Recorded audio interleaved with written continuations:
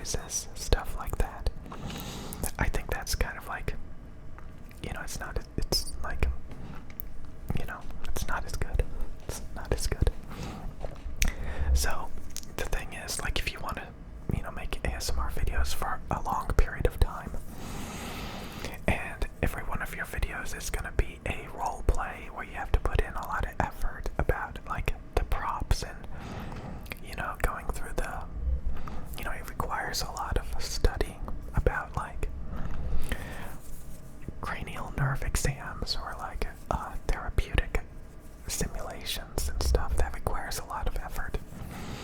So I think those are the best, most well-deserved videos. And those were my inspirations. And when I watch a lot of people who just buy like a Blue Yeti and, go crazy, just go crazy on them and rub them and, a bunch of tapping sounds. Admittedly, I make a lot of videos doing that because it's easy. It requires no skill at all. And it can still bring in some views. So I still believe like the best ASMR videos are those role plays usually done by women. There's a couple of men.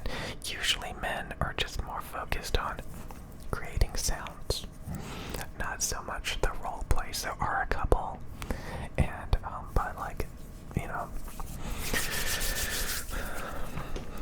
so I think those are the best ASMR videos. But like they get old. How many cranial nerve exam videos are you gonna watch? How many ear exam videos? Like that's all I used to watch when I first got into listening to ASMR. Like I would just watch those over and over again. And when I started making my own ASMR videos, I started coming across a lot of other ASMR channels where they're not role-playing. They're more just whispering and making sounds and stuff like that. And, I mean, I guess it's okay, but I think it quickly, hits rock bottom. Like, once you come across the Blue Yeti channels where they are just rubbing on the mics and whispering and tapping around the mics, I think that's rock bottom. That's like rock bottom ASMR. And of course there's some big channels that do those things, but like, yeah, nothing is going to compete with people with like the 3DO, the binaural ears and sticking things in the ears and, role-playing real world like medical examinations and stuff. You're not going to compete with that by just like rubbing a Blue Yeti, but a lot of people, there are some channels that are, really talented at making the most out of just going crazy on the Blue Yeti, just going crazy. So, I'm not, somebody said like, oh, I hate the Blue Yeti. No, I actually don't hate the Blue Yeti. I think it's, I don't know, there's some great Blue Yeti videos, definitely. But like, when I have to think a lot about like, what is a good influence on me to make videos? And I noticed that if I watch a lot of people just going crazy on a Blue Yeti, it makes me feel like, that's messing with my mind about how to make ASMR videos. So I just typically ramble. I mean, early on this channel, I was definitely trying to make some role plays, and I really want to, do that for a lot, more frequently. I really do. So that's all I really wanted to talk about, ASMR stuff. And what was I also going to talk about? Oh yeah, I came across a lot of like I was looking at gaming channels that used to be really popular a couple of years ago, and now they literally get less views than me. There's gaming channels that used to have millions of subscribers, tons of videos, tons of views, and some of their channels are so dead that they literally get as many views as me, even though they have millions of subscribers.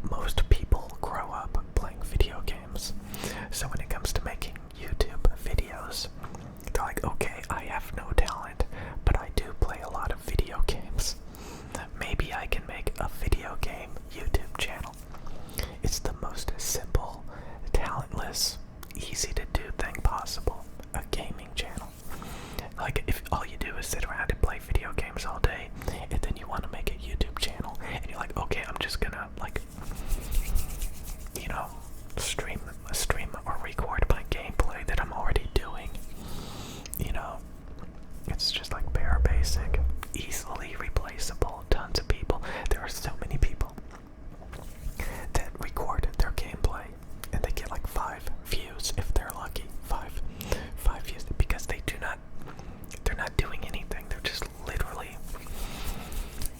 recording boring gameplay, that tons of other people are doing. There's no differentiating between them. So, yeah.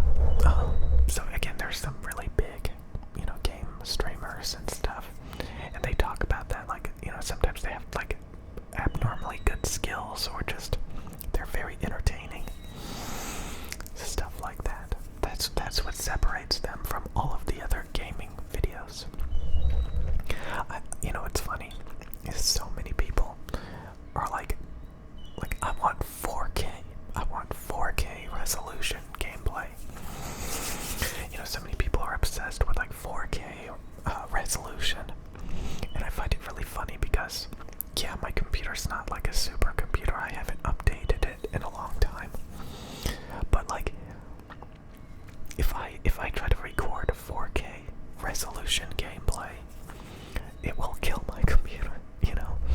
My computer can just simply not handle that, especially with a lot of these more modern games. The frame rate will drop to nothing.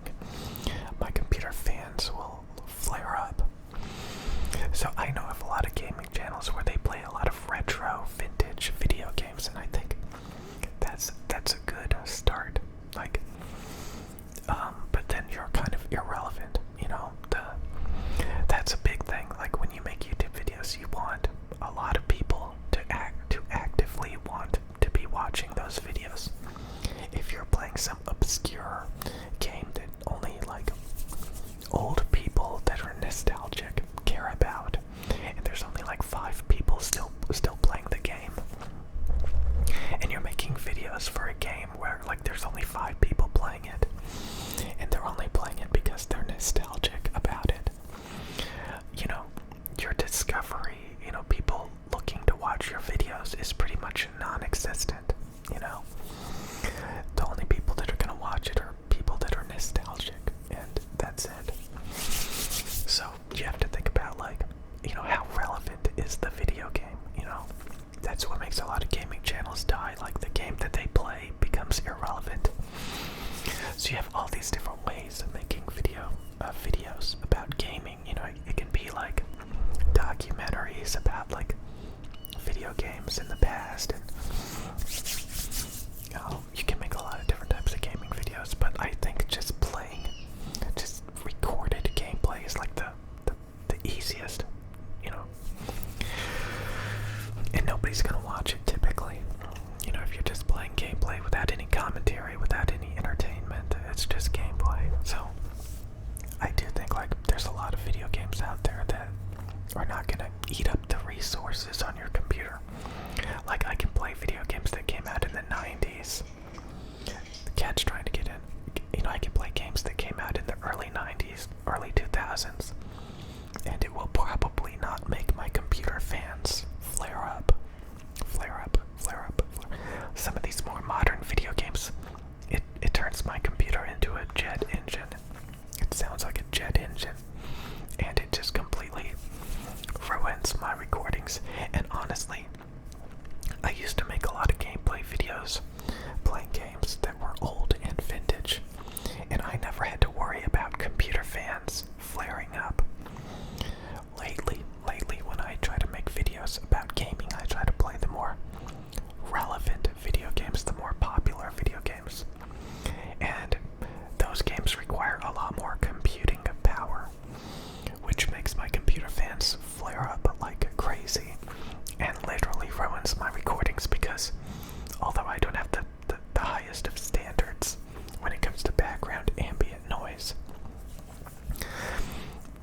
when my computer sounds like a jet engine, that's unacceptable. That's just completely unacceptable. Like, it literally is so loud that my voice is like competing with the computer fan. It's that loud. It's louder than the gameplay audio. It's almost as loud as my own voice. Like, it's really bad. And you can alleviate that by playing video games that are very old, that don't require a lot of computing power. So what else did I want to talk about?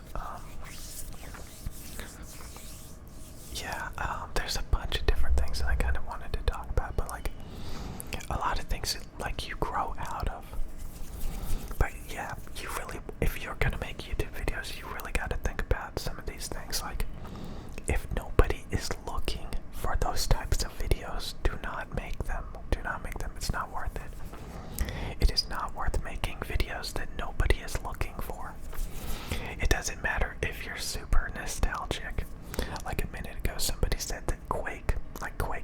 is still like the world's best first-person shooting game. They are nostalgic. There's only like 100, 200, 300, 400 people who play Quake 3, Quake Live. It's hardly anybody. If you make videos playing Quake, nobody's gonna watch it besides maybe a couple of nostalgic people. That's terrible. So you really gotta think about this stuff. Like, a lot of times in the past, I would be like, nobody is making videos for this particular thing, so I'm gonna make videos for it. And honestly, there was only a small audience every time I did that. You know, just a small. Yeah, I was catering to a audience that was not being supported at the time. But at the same time, the audience was never that big to begin with, you know? So, you want your videos to have a high discovery. You want hundreds of thousands, millions of people looking for the types of videos that you make.